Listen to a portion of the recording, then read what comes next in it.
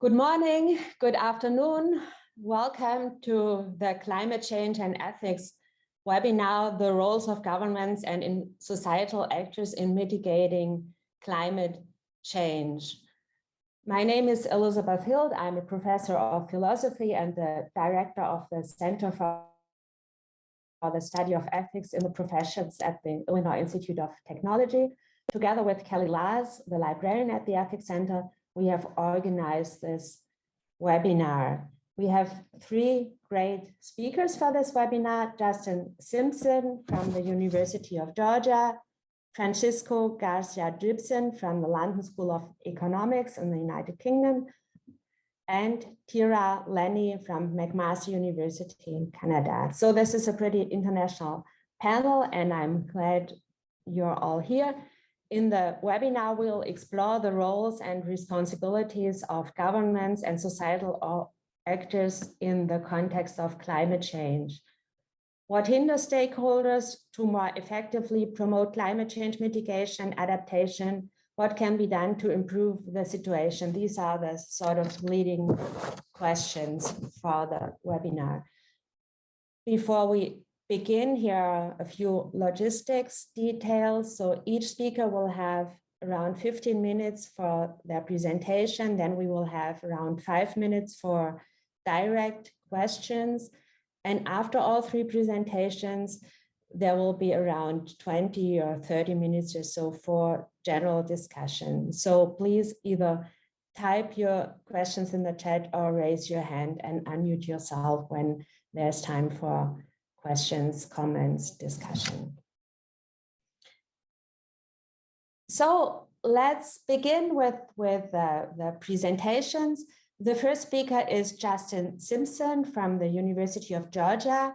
His presentation has a title on the breakdown and restoration of trust between science and the public, anecdotes, anthropomorphisms, and amateurs. So Justin, it's your turn. Thank you, and thank you for organizing this webinar. I want to start off by just mentioning that while this is not my primary area of research, this definitely seems to be an all hands on deck moment in time. And so I wanted to try to weigh in order to help out. So the individual and state response or lack thereof to the climate crisis, as well as COVID-19, reveals how science is failing to effectively move people. This lack of action is not merely a matter of people failing to know the relevant scientific facts. I contend that it also has to do with the facts themselves, their generation, and the bodies and minds who receive them. In particular, I will focus on how the categories of antidote, amateur, and anthropomorphism helped cause a breakdown in trust between the sciences and the public. And based on this diagnosis, I will offer one way to restore this trust. Joanne Nagel's Gender and Climate Change sets the stage for this argument.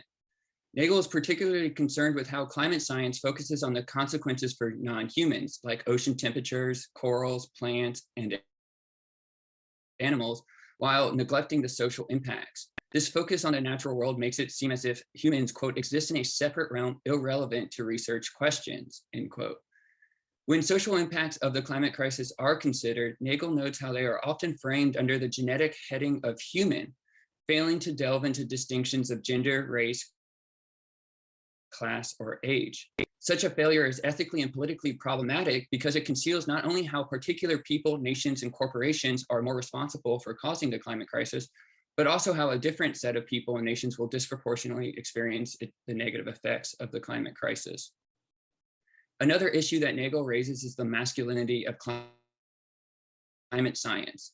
The hyper-rational, hyper-technical field is replete with abstract mathematical representations of reality, large-scale general circulation models, and computationally intensive numerical models.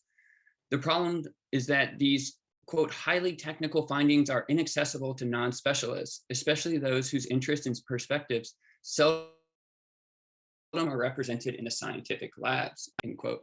Additionally, rather than relying on local sensing methods based on lived experience of on-the-ground observers that grew up in a particular region, climate scientists rely on distant, technologically intensive remote sensing methods such as land, aerial, and space-based photographic and radar surveillance systems to monitor the climate and the environment.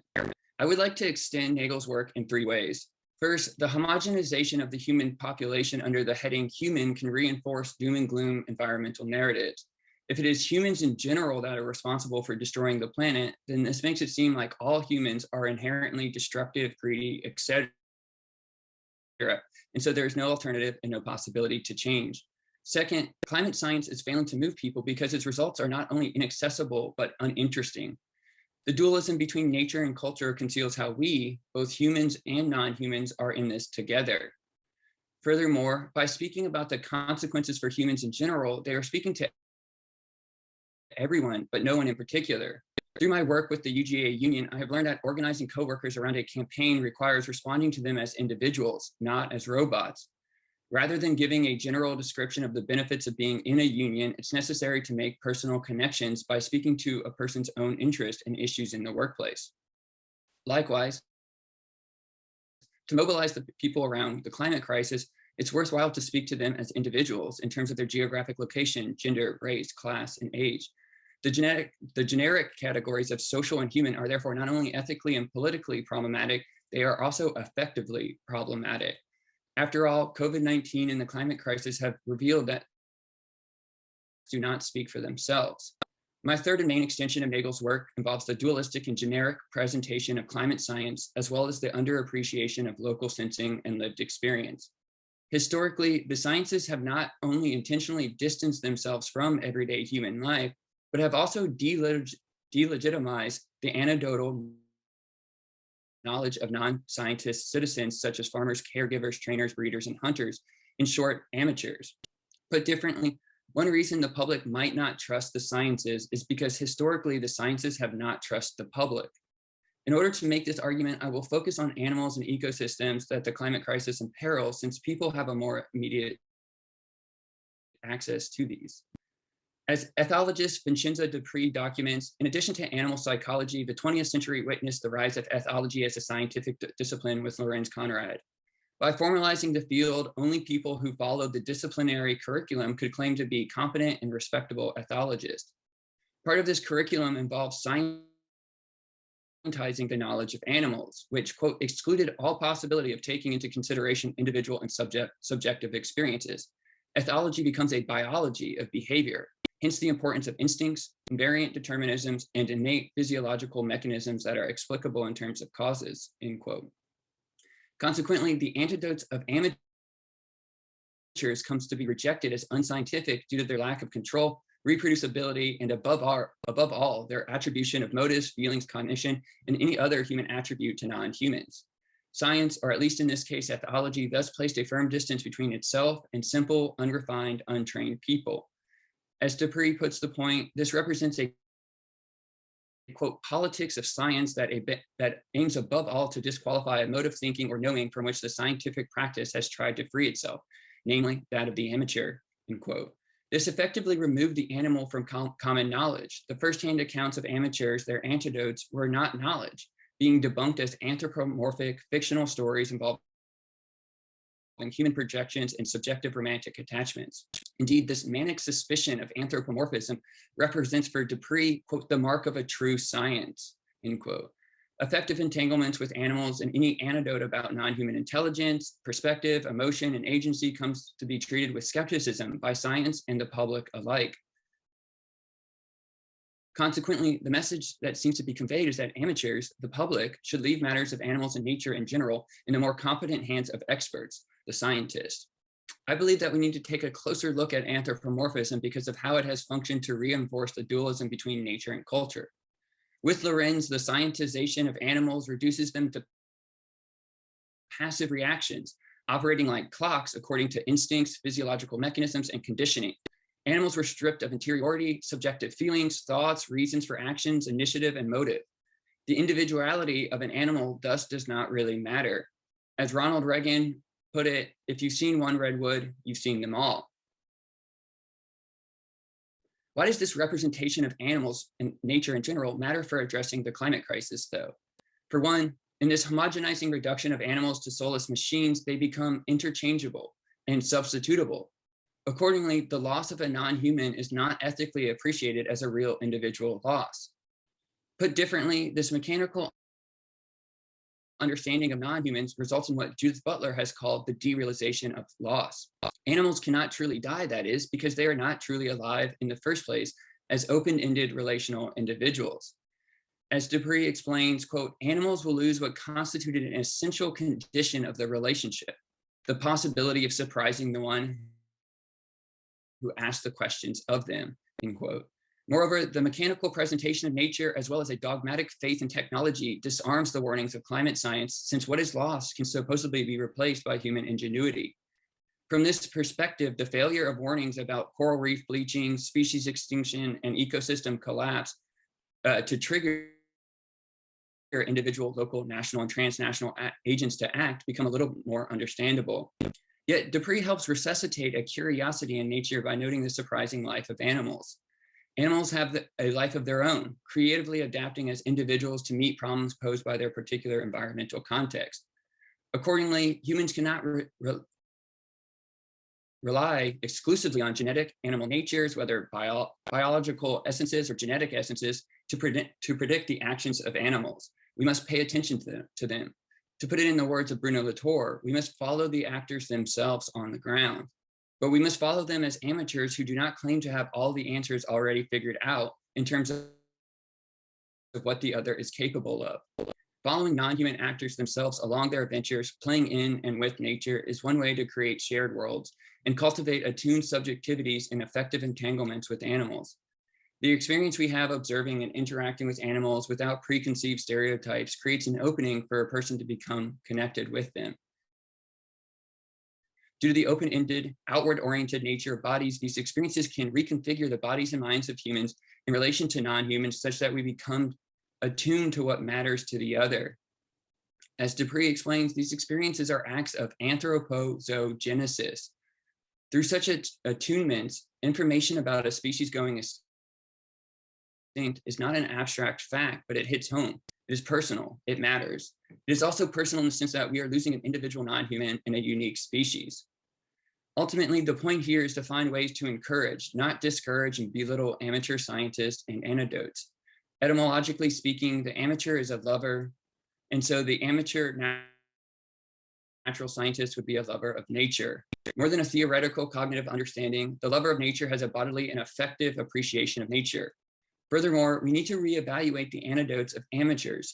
More than objective knowledge associated with the abstract, detached truth of facts, the amateur's antidotes possess wisdom. Antidotes translate truth in terms that make sense according to a person's daily experiences and concerns.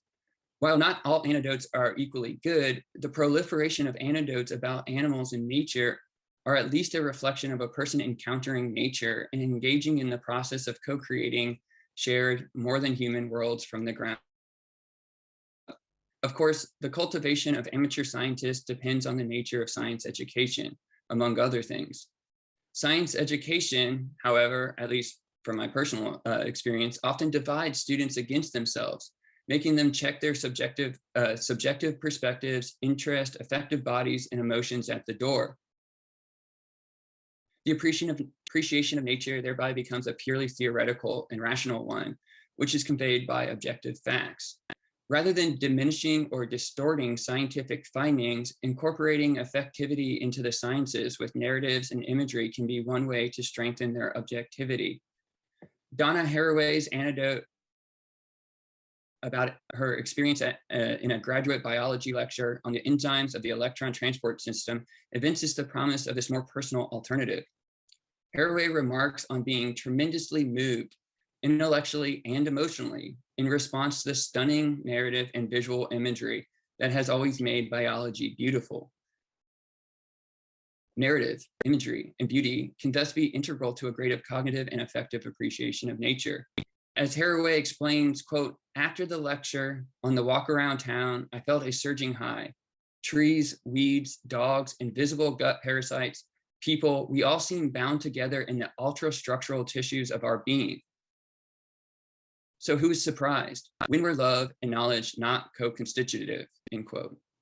The love, wisdom, and beauty evoked by Haraway's Antidote challenges the image of cold, hard, and different sciences.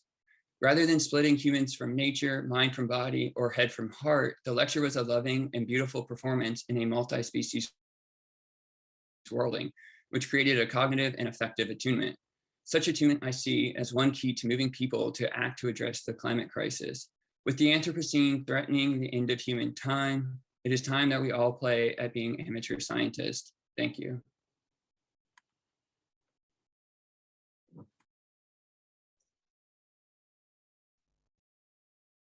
Thank you very much, Justin, for this. I think in the beginning, fascinating analysis of what's going wrong, why there is such lack of action, isn't it? And then for this direct suggestion of what can be done, what we can do to improve the situation. Because I really have to say, one of the motivations for starting this climate change and ethics initiative really is, or the main motivation, that nothing has happened so far, or not nothing, but not enough, not a lot has happened so far. What can be done to make people more involved, isn't it? And what you were saying is really so important in this context. Speak to individuals, speak about individuals, in the sense of speak about those animals, not just about the general species, isn't it? And what I was thinking during the pandemic, I heard this, at least in Germany, a lot of people went to the woods and went for walks, and I heard this argument like, okay, at least people are now seeing nature in reality, isn't it? And I mean, that's exactly what you are saying, basically, isn't it? I mean, the anecdote, that's the one thing, telling anecdotes, but also experiencing nature directly.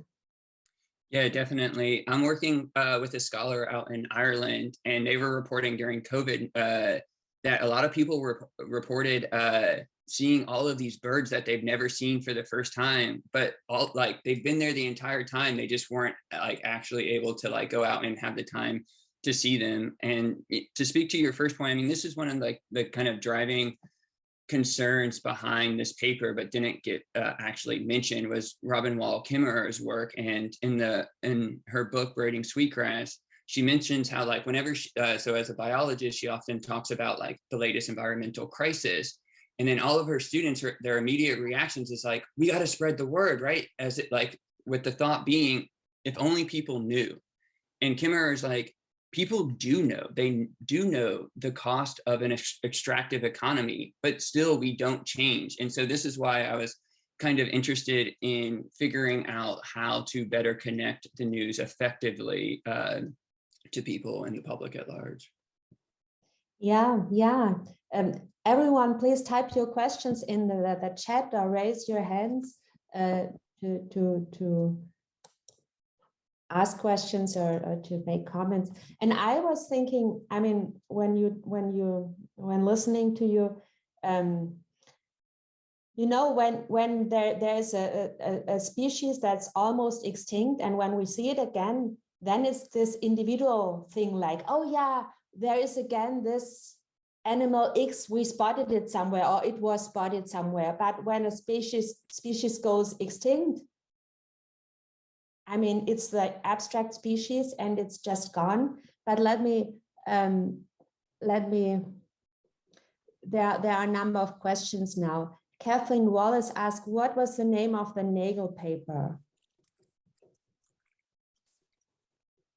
Yeah, so that one was actually a book, and it's Gender and Climate Change, but it's really fantastic too to give kind of a situated analysis of climate change in America, especially because of the ways in which the military-industrial complex, NSF, funds a lot of the climate research, and because of that directs it to certain kinds of questions. And so you kind of have this militarized response where it's about security and defense, and so doesn't seek to really challenge the paradigm that has kind of got us into these hot waters, among a bunch of other topics. Francisco, you've raised your hand, just unmute yourself. Thank you. Yeah, I'm happy ask the question later if other people are, because I'm talking soon. Okay, good. Go ahead.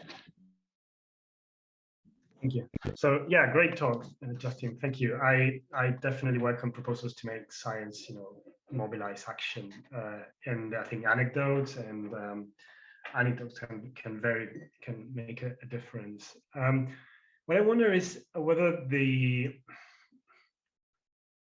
critique is fair to. I mean, I think you may be addressing to some extent the IPCC or other scientific bodies that have that are important in disseminating the scientific knowledge of climate change.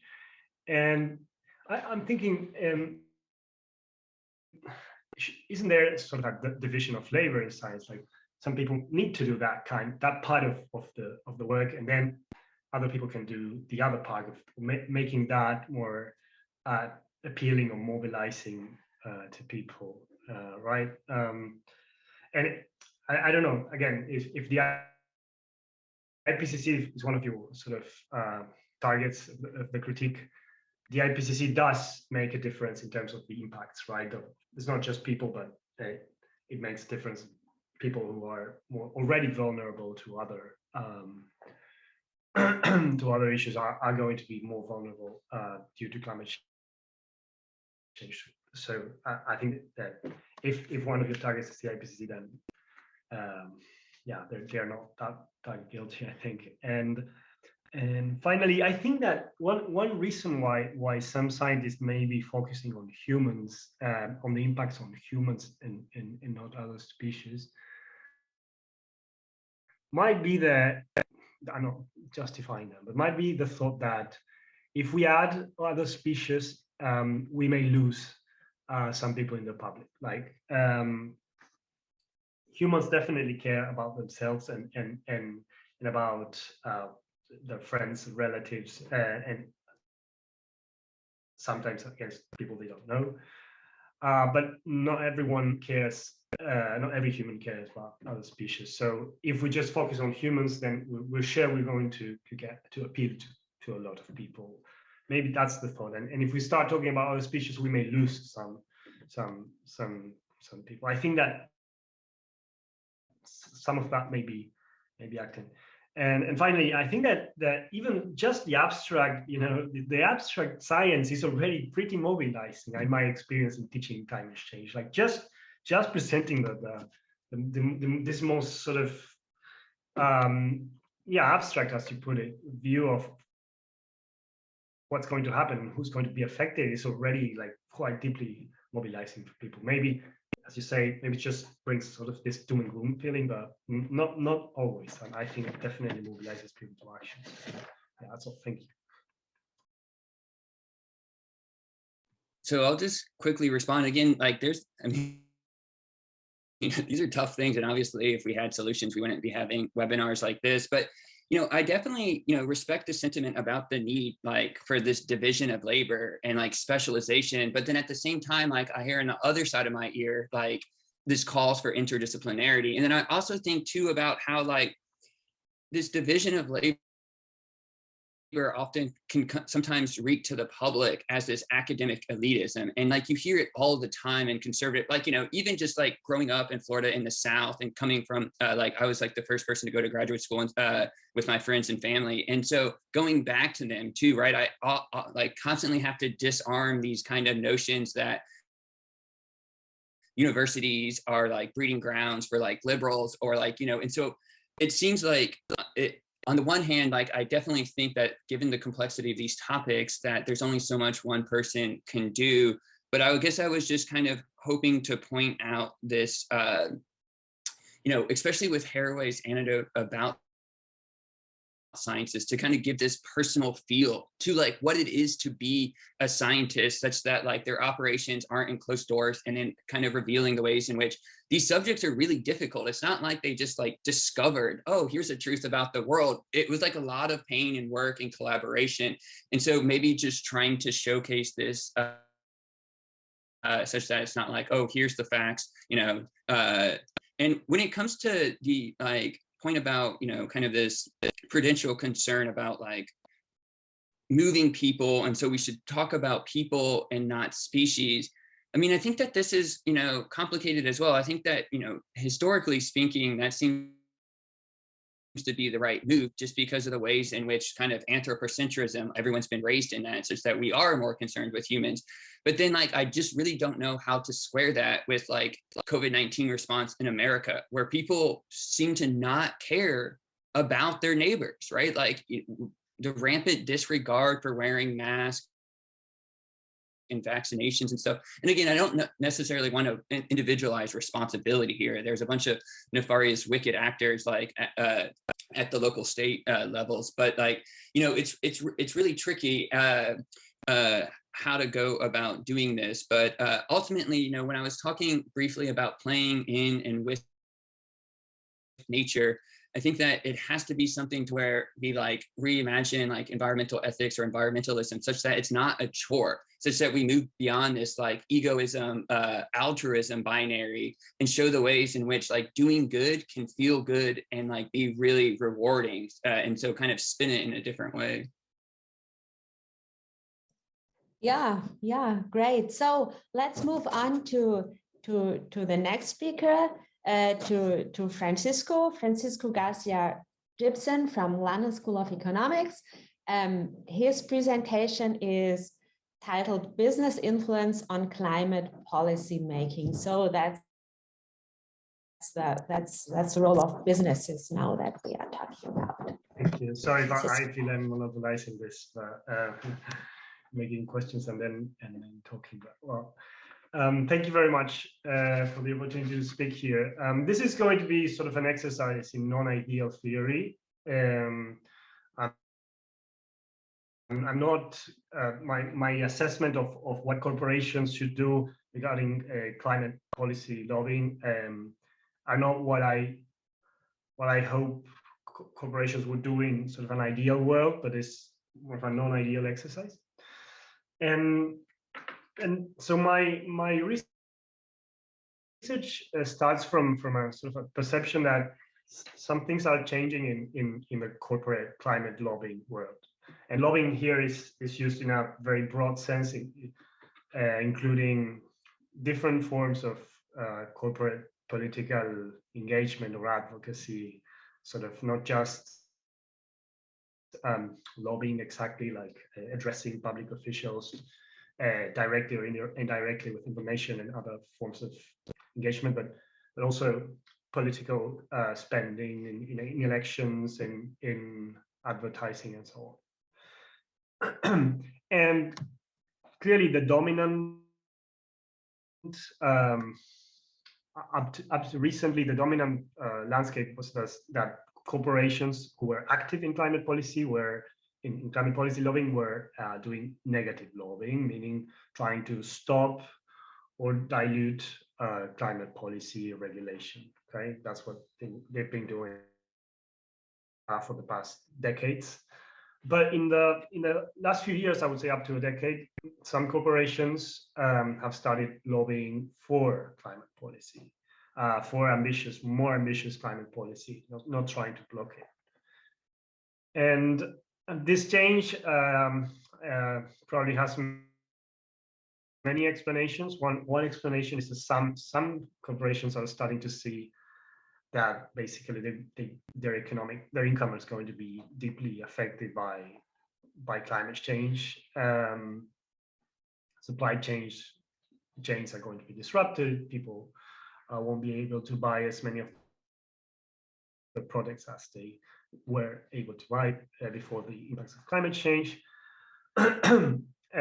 Also, they see that climate policy is coming and they want to be part of the process. They want to shape the policy so that it's more advantageous to them. And finally, and I think this is the key driver, large institutional investors, like massive institutional investors such as BlackRock, but many institutional investors as well, are starting to pressure corporations into lobbying. I mean, stop lobbying negatively on climate change and ideally lobby positively on climate change. Why? Because large institutional investors hold shares for companies across the economy, so they are very exposed to climate risk, and so they're going to lose a lot of money. They have also longer horizons of thinking. Corporations are often focused in the shorter term, but institutional investors are focused on the longer term. So these are corporations, the institutional investors, who hold shares of many companies, and they are starting to form coalitions, the investors, in order to cooperate in pressuring corporations across the world to start decarbonizing internally, so reducing emissions internally, but also engaging in climate lobbying for more ambitious climate policy.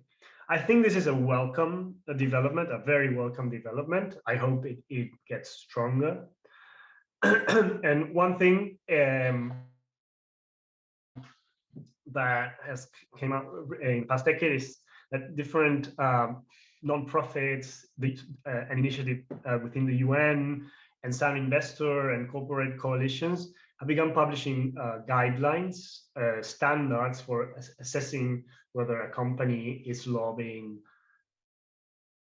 negatively or positively in climate change. And this include suggestions or recommendations in terms of disclosing the climate activity, their lobbying activities relating to climate, their industry association memberships, like if you're part of the US Chamber of Commerce who has lobbied negatively in terms of climate change very, very intensely, and then you should disclose that and disclose how you're trying to get the Chamber of Commerce to change its its lobbying practices and so on. And this is a recent development. And what I find, so the beginning of my sort of more philosophical reflection here is that I find a bit shocking in these guides is that they suggest, some of them suggest or recommend that corporations engage in forms of lobbying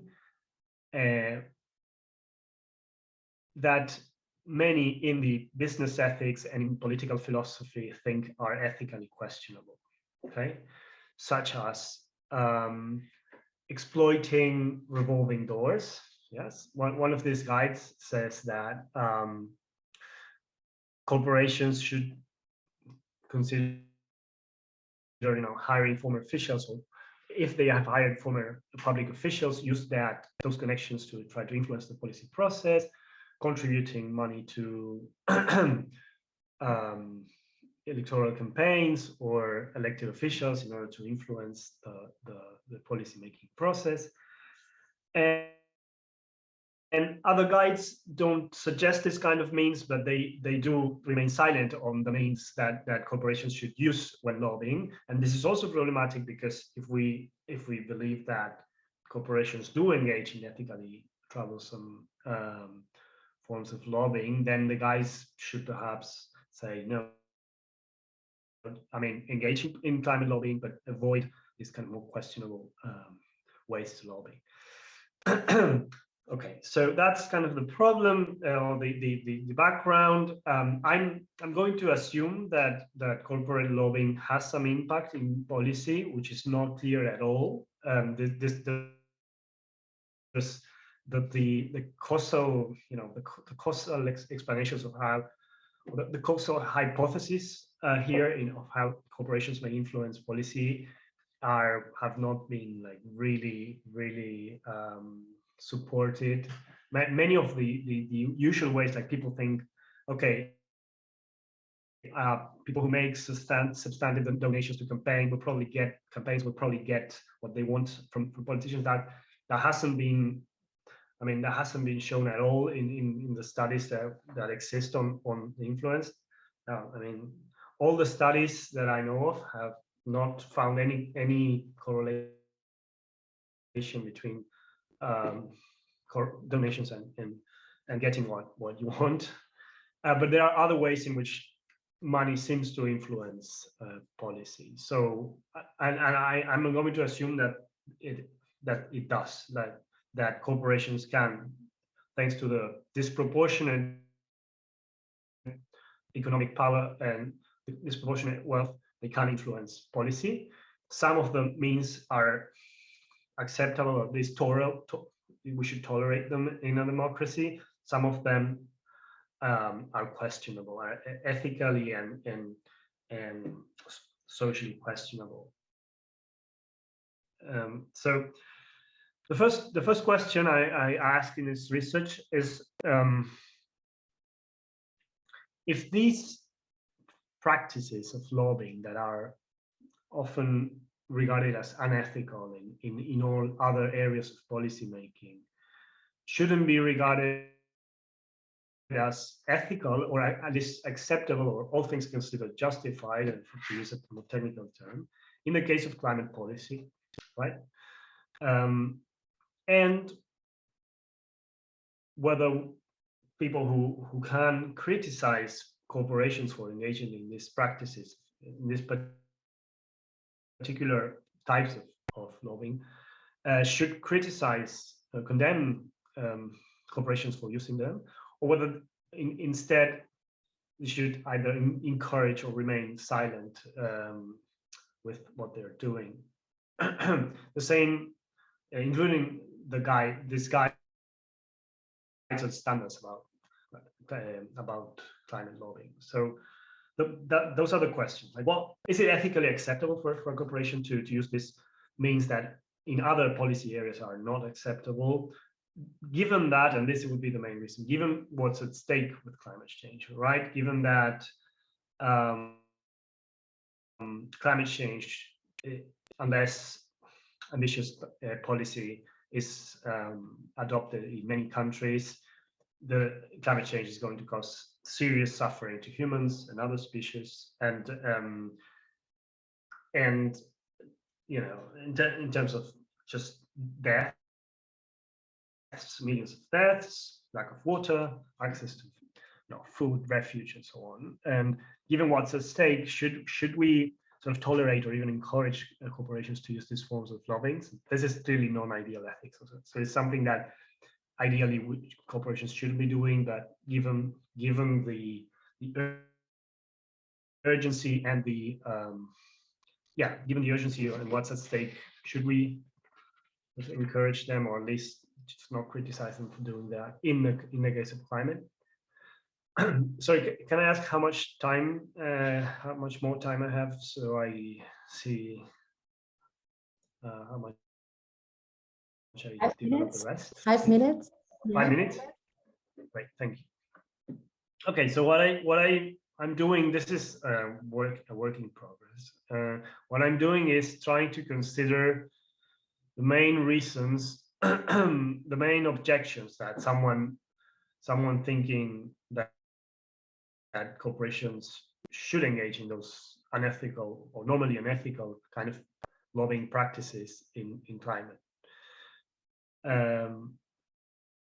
One important objection is to say, listen, even if a corporation lobbies the federal government or the legislature and manages through that influence to get that governing body to pass important policy or legislation or regulation, which would substantially reduce emissions in that country, that wouldn't make a lot of a difference for the whole problem of climate change. Okay, it would make a difference. Okay, it depends on the country and on which country you are. So most of the countries just contribute less than 1% of total emissions, and some countries contribute. Most countries contribute less than 0.1% of total global emissions. So you would be doing something unethical. Say you are in a country like originally from Argentina. You'll be doing something unethical as a corporation. You would be using means of lobbying are unethical, and the impact that you would get in terms of solving the climate change problem would be rather minimal.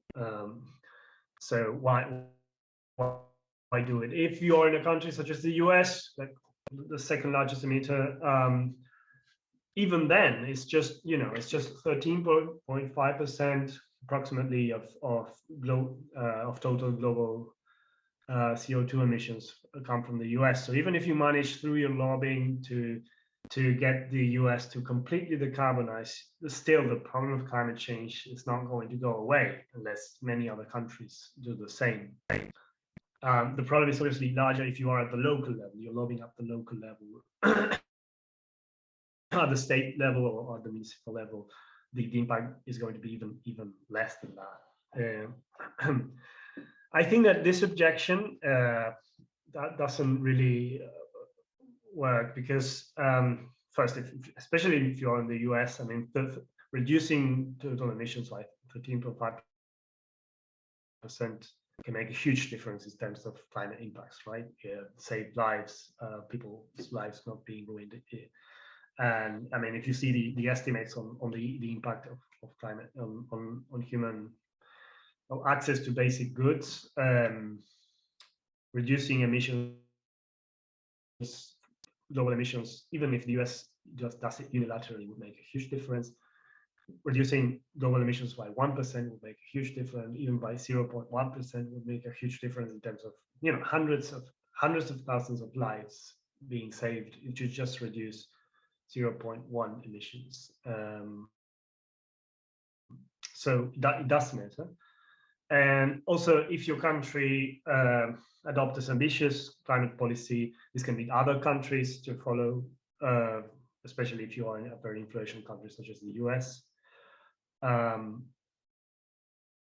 Because either you inspire others or you reduce transition costs for others by developing the technology or showing how it can be done through policy.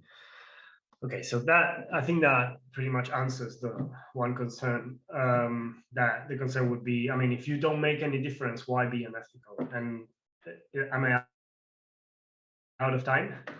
Yeah, okay, that's enough, I think. Okay, thank you very much.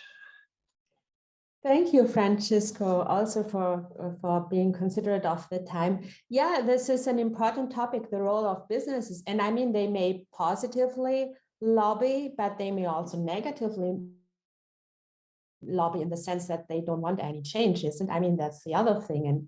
But we have, did you raise your hand, Justin, or was this applauding? Yeah, I meant to applaud. I do have a question, but I'll cede the floor to everyone else and then maybe circle back. Go ahead until we have another question. Go ahead. Yeah, so I guess my question kind of was following up with what you were just saying, Elizabeth, and it seems like we're ultimately like putting this trust in corporations in the goodwill, in their goodwill. And it seems like, I guess my worry is viewing capitalism as an inherently extractive, like racial, gendered system, right? Like this might not be the best solution because, like, you know, in America, we have like Citizens United, and so corporations can donate as much money as they want. And this really seriously undermines the efforts of grassroots kind of democratic like activism and these voices to be heard. And so I guess I was wondering if like we should be targeting something more like, you know, just abolishing corporate lobbying, you know, focusing on that more specifically. Yeah, great question. I don't know. So some people argue that unless we especially in the US, unless corporate lobbying or lobbying regulations are improved and sort of limit the impact of money in politics, we will never get decent climate policy. That may be true. I just don't know. What I think is that okay, that's one possibility, and we should definitely try to get that, because so far the lobbying sort of contest is being won by the negative climate lobbying, who is much more capable of raising money and blocking legislation in general is easier than getting legislation in place. So they've been very successful so far. So maybe we should sort of focus on trying to get sort of cut the problem at the root and not doing the sort of less more ad hoc solution that I'm considering here. But at the same time, yeah, I don't know if we have time for that. Maybe me, and given that, yeah, I'm not relying on corporate goodwill. That's the thing that I'm kind of very slightly optimistic about this. It's just a lot of corporations, especially large institutional, massive institutional investors such as BlackRock, are going to lose a lot of money. So that's the motivation for them to lobby for better climate policy. If that's true, and if these large investors have power enough to pressure corporations, not just corporations who are going to lose a lot from climate change, but even those who are profiting from basically oil majors and the carbon coalition. So everyone who depends on them or who sells to them or buys from them, even them they need the money that they need. They are under the pressure from these investors. So I'm mildly optimistic about this development, and I think ultimately we could aim for both things. I know that there is some dissonance there, but we could try to go to deeper reforms of the lobbying system, and at the same time, as long as we don't get that, have corporations lobby for better climate policy using those sort of loopholes and bad practices in lobbying. Yeah, these are really important and questions to solve, issues to resolve. And I would also ask, so would it be a good idea to treat lobbyists differently depending on whether they do negative or positive lobbying? I mean, this is a sort of indirect consequence, but I won't ask this now. I'll ask this later. We have one question from Andrew who asks, will we get paper handouts of presentations? I would say this depends on the panelists, whether they send us papers and handouts. What we are doing, we are recording the webinar, and we will post the presentations on our homepage, on the homepage of the Ethics Center. And if panelists send us their handouts, papers, we do have abstracts, we'll add the abstracts, but if they want to send us handouts, we can upload them there too. Okay, so let's move on to our third speaker, Tyra Lennie from McMaster University. Her presentation will be Rawlsian anti-capitalist environmental justice. Great, thank you so much. I've greatly enjoyed the talk so far, and I'm really excited to be here today. I'm just going to share my screen because I have a PowerPoint. So let me just get that started. Can everyone see that all right? If I hear nothing, I'll assume yes. Yes. Okay, great, awesome. So yeah, my name is Tyra Lennie, and I'm a second-year doctoral student at McMaster University. Today, I'm presenting a very condensed version of my paper, Anti-Capitalist Environmental Justice. And in the paper, I argue that if we want to address climate crisis and secure environmental justice, we can take a sort of three-pronged approach. So I suggest that we start with the guidance of political philosopher John Rawls, and then we move on to improve his view by implementing David Schweikart's system, economic democracy, several ecological reforms, and then also utilizing our systems of public education. So ultimately, I suggest that there's this significant institutional design project that has to be taken up and organized by the state and not just by private individuals. So political philosopher John Rawls wrote some very central work on justice and state design. For the sake of this presentation and time, I'm just going to explain some very central Rawlsian elements. These are two principles that generally make up his account of justice as fairness. The first principle states that all persons in a society should possess an equal right to the most extensive basic liberties compatible with similar liberty to others. The second principle requires that social and economic inequalities are attached to offices and positions that are open to everyone in a way that respects fair equality of opportunity and arranged in a way that benefits all, including the least advantaged. So in short, we want people to have equal rights in the Rawlsian state. We want people to have equal liberties, and we want everyone to have equality of opportunity in a way that looks out for those who are least advantaged. In his book, though, A Theory of Justice, Rawls is mainly concerned with justice between people. He concedes that this is not a complete contract theory because it fails to embrace all moral relationships, since it seems to include only our relationships with other people and leave out of account how we should conduct ourselves towards animals and the rest of nature. So a big part of my project is trying to bring these concerns about climate crisis into his work.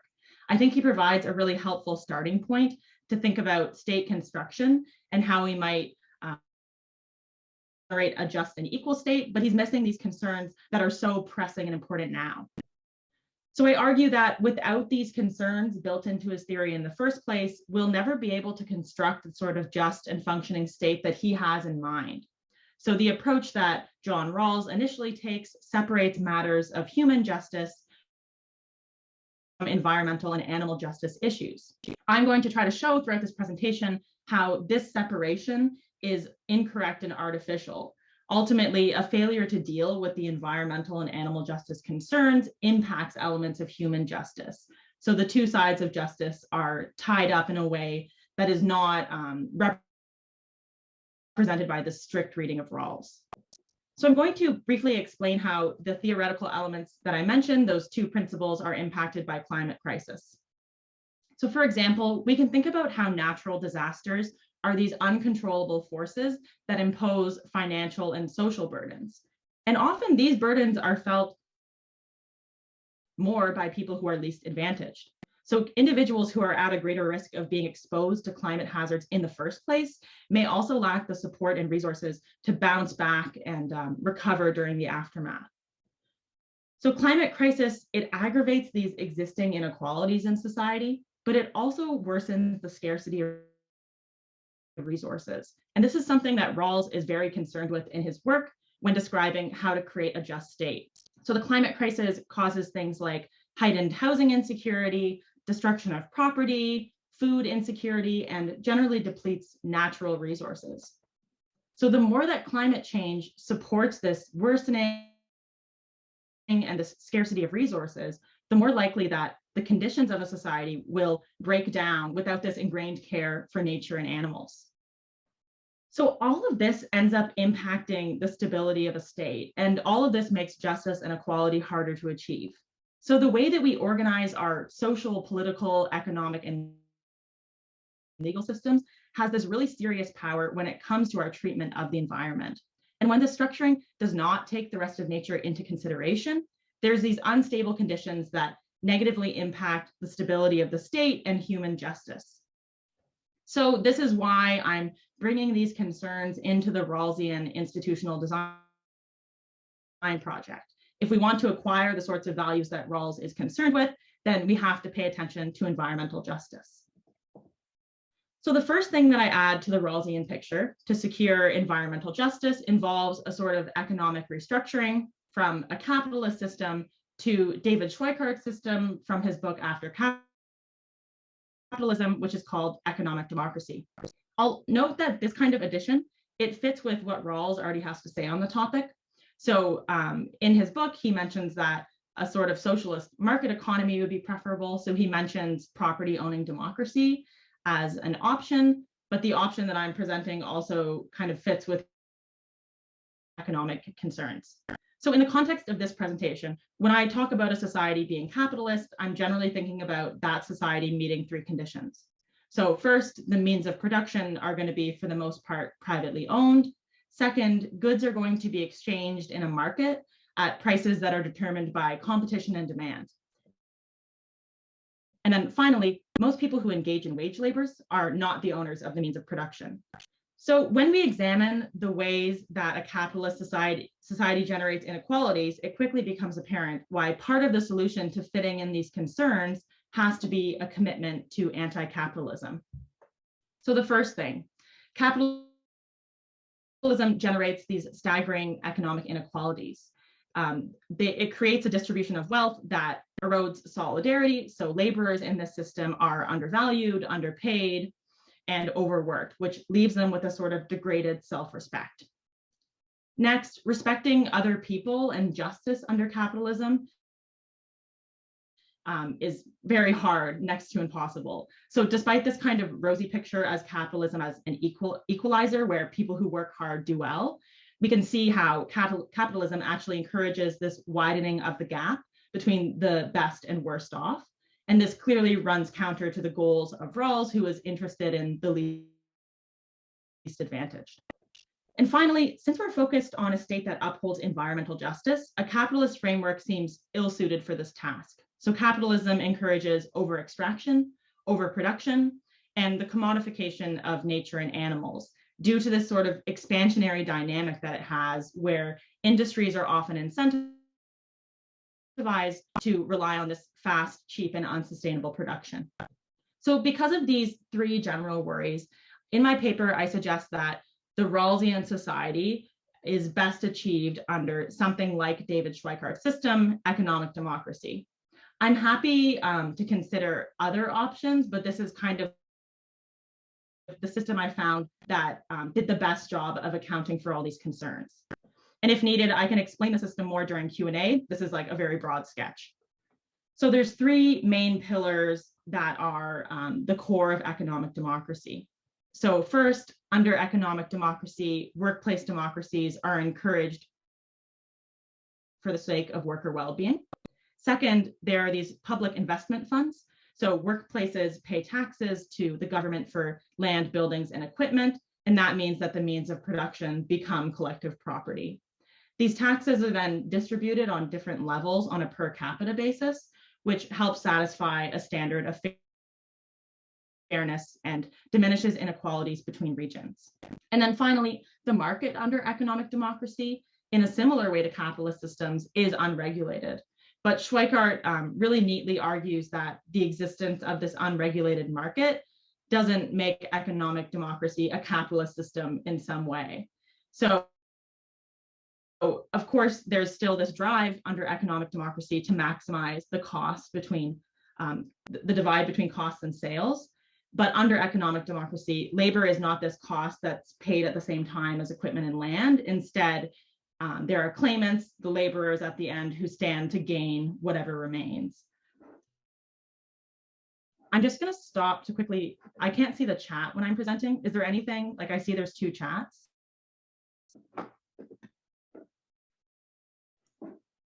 No, just go ahead. Just go ahead. Okay. Yeah, there are, how long is left? 5 minutes or so. Okay, great. So further, I suggest that we add some focused ecological reforms to Rawls' system. So we might think that we should address the impact of pollution through the use of carbon taxes and green technology. So we can take this two-sided approach by imposing limits on the one hand, and then also incentivizing by funding green technology. Second, we should look to reform our food systems with a focus on plant-based sources, which have a footprint around 10 to 50 times smaller than animal products.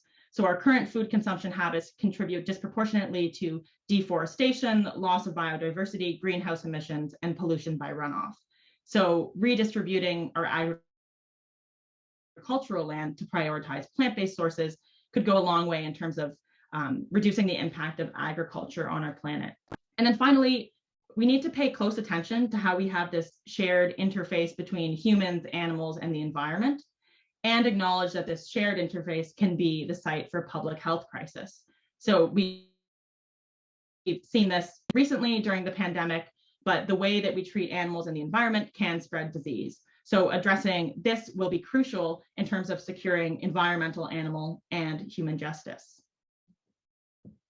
Finally, the third thing that I suggest, along with the economic and the ecological reform, I argue that the state needs to find these creative ways to overcome psychological hurdles. So we need to encourage people to care about the rest of nature beyond incentivizing people through taxes and subsidies.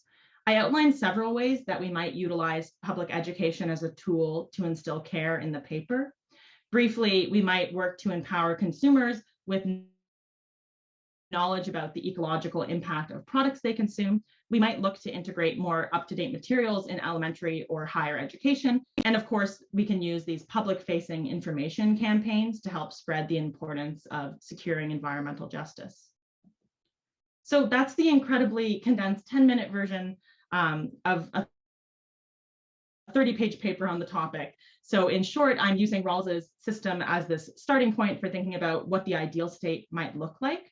And then I add in some concerns so we can get to a place where environmental justice is secured. So if you have more questions about John Rawls, about any of the strategies I've suggested, or about my work more generally, I'm really looking forward to addressing them during the discussion. And then this is just my final slide with a bunch of my sources, and thank you for listening.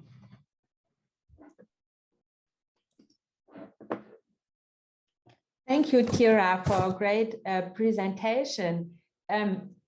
You made really fascinating suggestions. I'm wondering how important is it that these suggestions fit in Rawls?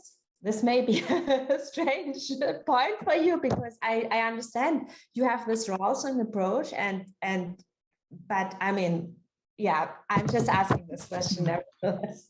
Yeah, no, I think this is a great question. So my motivation for writing this paper is that I think that Rawls gets a lot of flack in the philosophical community for ignoring some of these more social issues. So there's lots of really cool feminist philosophers who talk about how Rawls doesn't incorporate feminist or anti-racist concerns like into his account. So part of my project is sort of about saving Rawls, because I think that he has some amazing insights that are great when it comes to talking about institutional design, but I acknowledge that there are shortcomings that he knows about too, especially now when we have this like such a pressing collective action problem that does need help on the state level. But of course, like a lot of the comments that I'm making could stand without Rawls. So even when I was preparing for this presentation, I had to make a decision about if I would talk about Rawls at all. But I still think that a lot of the foundation of my paper does rest on his picture of justice. So I could throw him out, but I think there's some added benefit to keeping him in. No, I didn't want to suggest this. This was just a question. And I mean, a number of authors refer to Rawls when it comes to climate change, isn't it? And the veil of ignorance and this how to take future generations into consideration. I mean, there are a lot of aspects that are very interesting and those justice principles, ideas too. Of course, I mean, but this was just a question I just had to ask.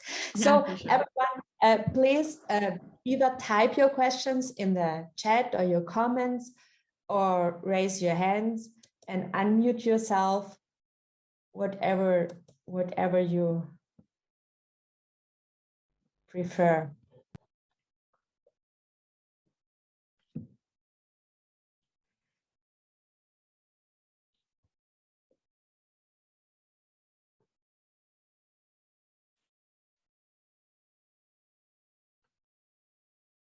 And in Justin,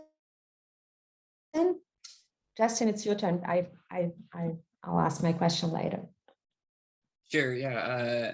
I had a question about like the scope of like your project, and it seemed like we begin and end with this like economic democracy, but I was wondering like whether or not that's sufficient, because then we still interpolate like people as primarily workers, which is like seems to be a fundamental reduction in like what it is to be human, right? Where there's like leisure, play, all these other activities. And so I guess it's like, you know, it's kind of this debate between like the post-work movement that's advocating for like a UBI versus like the Green New Deal advocates that are just like, you know, let's put workers to work for like, you know, sustainable infrastructure and stuff like that. And so I guess my worry is that like, it just doesn't go far enough because we're still operating within a capitalist logic.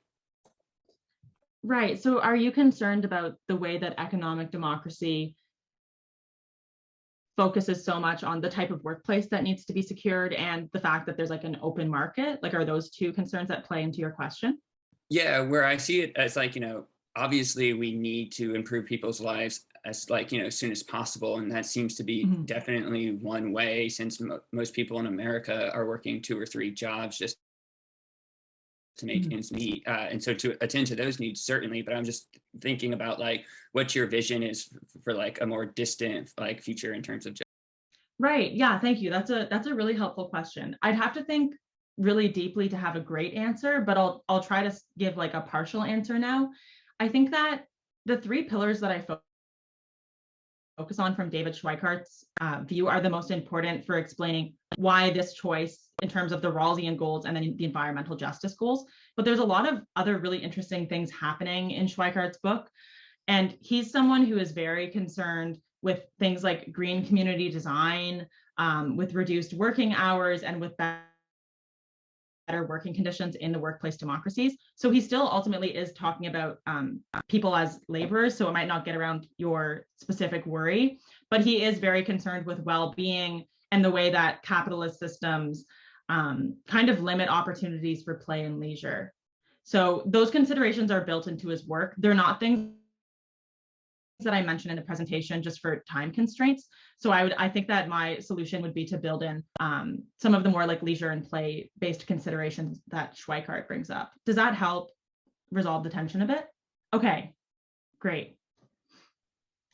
So Eve asked in the chat, what were the institutional insights you liked? Right. Eve, if you're okay to either like talk or type more in the chat, are you asking about the institutional insights from Rawls or from like a different step of the presentation? Rawls, because you said that you liked his institutional insights so much, and it like salvage and try and like basically show like how like it could be benefit to like feminism and other considerations. Right. Yeah. Okay, great. So the 2 kind of elements that I addressed, I think one that's really helpful for thinking about climate change is this difference principle. So this idea that the way that we organize society has to pay attention to the impact of that organization on the least advantaged. So as I mentioned like earlier in the presentation, a lot of climate crisis impacts those who are already not well off more than others. So there's this like stacked disadvantage where the people that are already struggling in society are also those who will experience probably like the hardest brunt of climate crisis. So I think that's like a really helpful insight from Rawls that helps us think about why we care about organizing society in a certain way. And then other than that, I would say that I think that the sorts of ecological and economic concerns that I want to build into the project are easily built into Rawls's system, because he's someone who is doing ideal theory, but a lot of the building blocks that he uses, you can build in these sort of like non-ideal concerns about something like climate crisis. So there's part of it is that I like the difference principle, and then part of it is that I found that it was easy to slot in some concerns that I had. Yeah, thank you. Harriet asked in the chat, do you consider your project to be an ideal theory exercise, or is adding to Rawls with insights into the real world? Yeah, I really love this question. And this is something I'm actually working on writing up a short section at the start of the paper about this, because I've gotten this sort of question other times when I've presented the paper. I think that my project is trying to take some of the ideal theory that Rawls is doing down to the non-ideal level. So I'm trying to take his more like abstracted principles and then apply them to a non-ideal situation, which for us is like the reality of climate crisis. So it's kind of it's a little bit of ideal theory, but mostly non-ideal throughout the paper.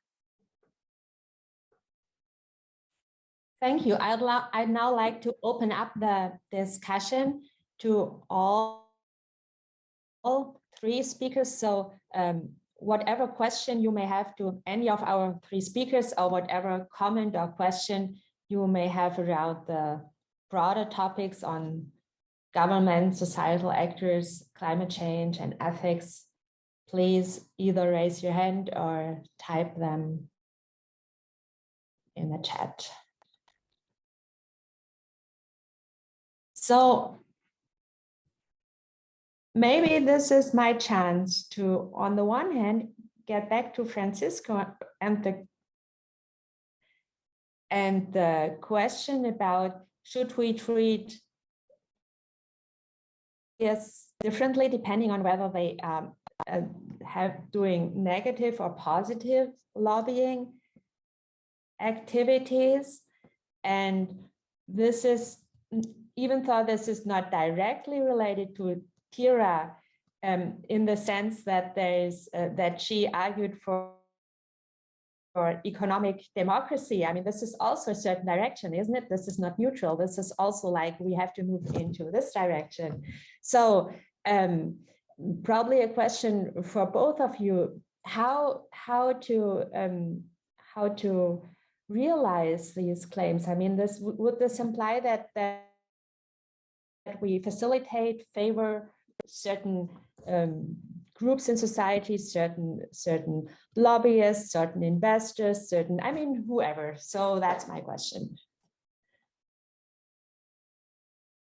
Who wants to go first? I can say something really quick. I have less to say about this, but I will say that David Schweikart actually, I'd have to go back and read this section of the book, but he has a lot of specific recommendations for dealing with political spending and funding of political parties. And he is like someone who is very concerned with the way that certain industries like the oil industry in the United States end up influencing policy in a big way. And I think if I remember correctly, he suggests that citizens should all have a designated amount of money given to them by the government every year that they can use to donate to parties. And he thinks that would help like eliminate some of the big spending done by corporations. But otherwise, I will defer on this question, I think.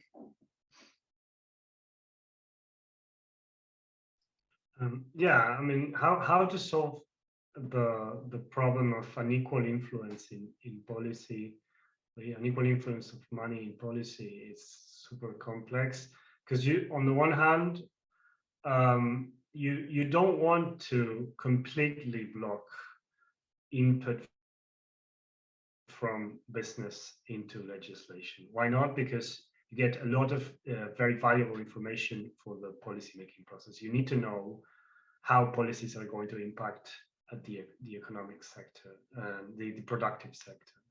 Unless you know that, and of course, the information they're going to give you will be slanted, will be incomplete, but you need it. I mean, decisions are going to be much worse if you don't have it. So it's not so much as I think as you know, ending corporate lobbying or influencing policymaking, but just limiting how.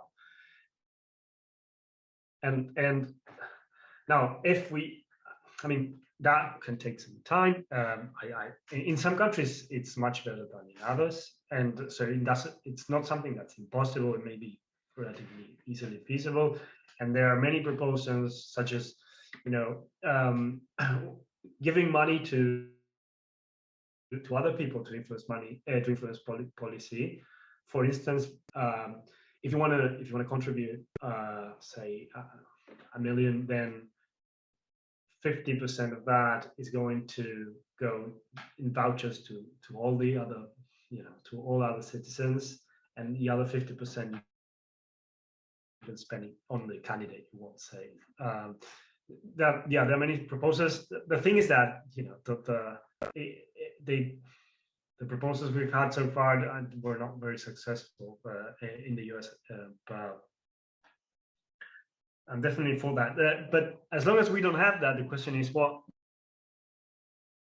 should we treat differently? What Elizabeth asks, should we treat differently people who lobby using the same means but with different ends? Should we criticize one, not the others? There's definitely some dissonance there. There's definitely a practical problem that we could be criticized for criticizing just ones and not the others. I think that's a risk. I think it may be worth taking it. Yeah. And that's, of course, the charm of Justin's suggestion, isn't it? You can give anecdotes at any time. Anyone can tell their story and try to influence with their story in each direction, basically. Maybe that's also a suggestion on the business political level, to let people basically give their individual experiences with the situation, and maybe this has some influence. But of course, this is more the bottom up, and this may be too complicated, may take too long or whatever. And yeah, what you think of, Francisco, is of course more the top down, those investors, so those who have the influence to make the right decisions, or the climate friendly decisions. Let's put it that way. I mean, once we say the right decisions, we already have a value judgment here. But I mean, we probably, this is what you would begin with, that this is the right direction, and that, yeah, I mean, these are all those questions around how to treat, should we treat people differently depending on whether they which direction they want to go with regard to climate change. Yeah, this was a bit nebulous.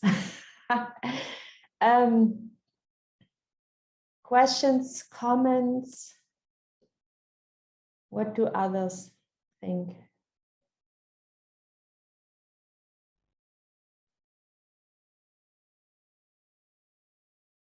If So, we've discussed a lot about how like the human versus environmental divide, the egoist versus altruistic divide, heck, even the rotating doors with with the lobbying and the private sector.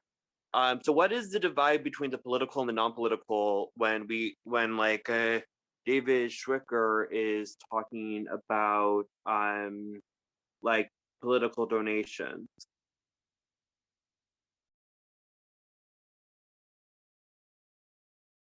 Fully. So you're wondering about how to think about talking about political donations, like if there's a political and then a non-political element to this sort of discussion? Yeah, because like the gist is, based on what I understand, is that he proposes that citizens get a set amount of money like each year in order to do like campaign, like donations to like political campaigns and stuff. But like at the same time, it's like if we're talking about like donation to like lobbying or stuff, it's like, what are we talking about with like the political thing? Because like I see, when I talk to people, like they seem to think like politics is the Republican Party when there are marginalized communities that neither of those parties serve. So, and then on top of that, we have the revolving door thing. So, like the private sector and the public sector are not that divided. So, like if we were to be doing political donation, like how would we keep that separate from the other sectors of the economy, especially when we got things like inflation happening, you know, as opposed to like a UBI, which should definitely be affected by inflation. Yeah, I think this is a really interesting question. I'm not sure I can answer it off the bat. I think this is something I would have to consider more, but I'm of course happy to defer to some of the other panelists who also talked about this sort of who discussed like things like lobbying.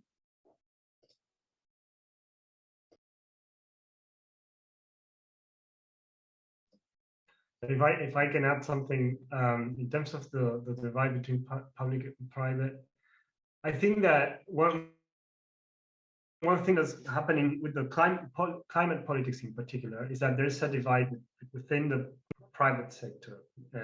So you have within the public, so the parties are, or used to be, very, for some time, very strictly divided in terms of climate.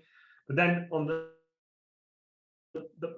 private side, you have lots of companies that are well organized to lobby against climate policy. But now you're seeing that some other companies are starting to get really organized in lobbying for climate policy, especially with an administration that may be a bit more favorable. And so you're seeing divides within those camps, and this is important.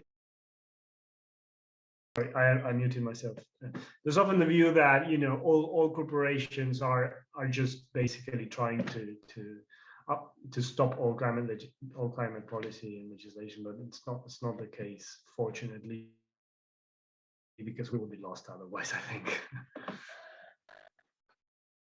Yeah, and I guess like I'll just add to that, like, I mean, I think that all of these binaries are problematic and historically constructed to serve various forms of power. And so, I mean, I guess I would just defer to all of the literature from feminist scholars that note how that this binary is, again, like the personal is always political. But I do think, Eve, that you raised an interesting point, because like if we're going to allocate money such that marginalized voices are heard, that money can't just be according to the economic kind of framing of it, just because of the ways in which like domestic houseworkers have been marginalized and aren't a part of like GDP calculations. And so this kind of reproductive versus productive thing, I think that, yeah, it would require a more nuanced like distribution of money, such that it's not just going to businesses, but going to all forms of labor, and to represent how they're impacted by climate. And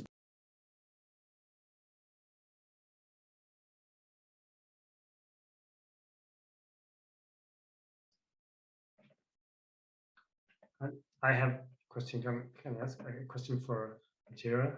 Yeah, go ahead. So I'd like to know what you think in terms of timing and of sort of graduality of the transition to the sort of system that you prefer over the current system, right? Because we need very fast transformations in the energy matrix and in the use of fossil fuels and production of food and so on. So do you think, do you think that we should try to get the kind of radical transformation of the economic system first? Unless we do that, we won't be able to get like significant progress in climate. Or do you think that we can kind of try to do both? So I'm thinking, well, one thing about radical transformations of the legal and social norms around production and around the economy is that they need not take time. They may be like the Soviet Revolution and so on, but we can't really assess in anticipation what the effects are going to be, and we need to experiment. Maybe absolutely worth it to experiment. So are you thinking more of a gradual transformation? Is that even possible in the terms of your proposal? And if it's gradual, how do you see the interaction with the expected climate policy that we would like to see in place, or I would like to see in place? Great. This is a fantastic question. I will say I'm not an economist, so I probably won't speak to the particulars of that sort of transformation as much, but I'll talk about what I see as important in terms of establishing a timeline. So my proposal has like all of these different segments. So there's the economic reform, there's the ecological reforms, and then there's the public education aspect. I think in terms of overcoming resistance, some of the economic reforms, not the whole system reform, but some of the smaller things like policy around political spending, for example, those things might be able to be implemented on a faster track compared to some of the larger things like establishing workplace democracies. The nice thing about economic democracy is that the market would look pretty similar. so that in terms of a transformation gets to stay in place, which is like a nice thing to have, like to have some consistency, and then the establishment of workplace democracies makes things a bit easier. And then I would say that the ecological reforms would hopefully come around that same time. So something like funding green design might become easier once we have a different sort of we have different policy around lobbying and political spending. So if we don't have these huge companies incentivizing the government to not fund these things, then it might be easier to overcome that hurdle. The public education bit might be the hardest thing to implement, just because it kind of needs to be there for a large part of this project, because it helps overcome the psychological hurdle of getting people to care about the environment and animals in the first place. But it also seems to be the hardest to pin down. We can run a bunch of public-facing campaigns, but if we want this sort of public education to be ingrained in like elementary school or in higher education, that takes more time. And even now in the States, we're seeing regression in terms of the curriculum. We're seeing states that are making it either illegal or yeah, they're making it illegal to teach things like critical race theory. So there's a lot of moving parts in the system, and for the most part, my paper doesn't offer the practical ways to move forward, mainly because that would probably be about another 30 pages. But I think it's something to think about as I like work on this project. And I would say that there are some parts that are easier to implement on a faster track. Does that help address the sort of questions you had about that? Yeah, thank you very much. There's another question from Harriet, which is, this is not about the topic of your paper, but builds on the time constraints of the last question. Feel free to ignore if I stray too far. Still about Rawls, do you have comments or ideas about civil disobedience, direct action? Do the non-ideal circumstances of the situation we find ourselves in permit civil disobedience? That could even be a question to all three speakers. Is it about civil disobedience? That's a good point. I will say my bit and then run. The presenters and organizers know I have an exam review that I have to run in a few minutes on Zoom. I will say that I don't think I can confidently answer how conversations about civil disobedience fit into Rawls's work. It's currently not part of my research. I think that under our specific circumstances, there are times when civil disobedience is appropriate, but I will say that's not something I've worked into my paper in terms of trying to work with these time constraints and implement these important things like specific ecological reforms or economic reforms. David Schweikart also has a lot of comments about civil disobedience and the role of violence in system change. So that's at the start of his book that I've been mentioning, After Capitalism. So if you're interested in the topic of civil and economic transformation, I would suggest going to the start of David Schweikart's book. I think it's like the first chapter or so that he talks about the role of those sorts of things in transformation. I'll just say that I think that it's vitally important. All of these efforts are going to require people coming together across differences. And again, though, kind of going back to the lobbying, it's just, I mean, at the University of Georgia, just like on a lot of campuses across the country, there's, free speech zones that really limit the effect and visibility of actions. And so I think that, we should definitely still engage in them for building connections, but we also have to have a wider scope. But I'm just going to turn it over to Francisco, because I believe I saw that you had written a paper on this specific topic. So I'd love to hear more about that. Yeah, I'm very interested in this story. Both forms of protest that are indirect, like trying to affect policy and then have an impact on climate outcomes, and forms of protest or political action that go directly, like trying to stop a power station from burning fossil fuels, or trying to stop a pipeline project and so on. So not through changing policy, but directly. So I think that these forms of action are especially justified in the climate crisis. So I think they are justified in many other cases of injustice, and in this one in particular, given what's at stake. So my general take is that definitely, and I think that for direct action, this is something I'm working now. You can even provide a self-defense or other defense justification. Like when you're stopping people from burning fossil fuels, you're basically saving lives. You're preventing deaths pretty directly. So you can stop the burning of fossil fuels if certain conditions are met, but often in some circumstances you can. So I'm pretty much on board of saying that. Like the question is, do you have comments or ideas to disobedience? The situation we find ourselves, if it permits civil disobedience, definitely. I would say I would give a strong yes to that. The paper that Justin mentioned says that some forms of civil disobedience and direct action are actually undemocratic in a certain sense. I think, and this is something that in the literature on civil disobedience it's not really addressed. I think, even though civil disobedience has many forms of democratic forms, especially those who are forms that try to persuade basically other people through conventional or unconventional means to get people to realize that what the state is doing and social norms are doing is unjust.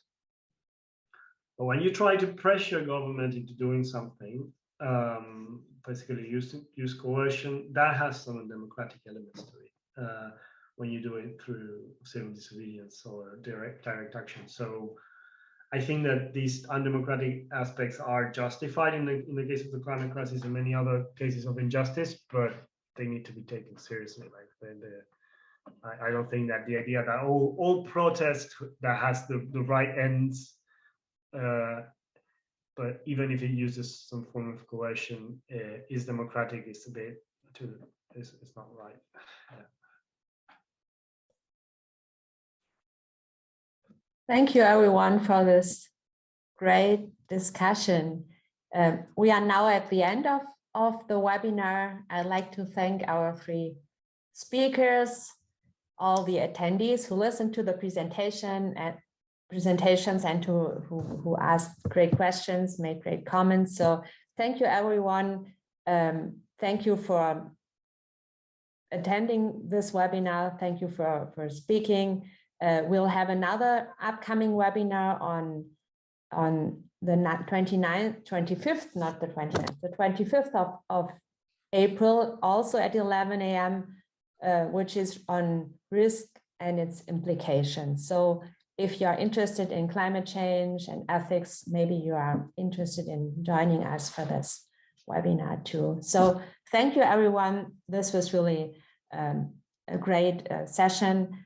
And the 3 presentations really fit well together. This was great. Thank you very much, and have a good rest of the day. Have a good afternoon. Have a good evening.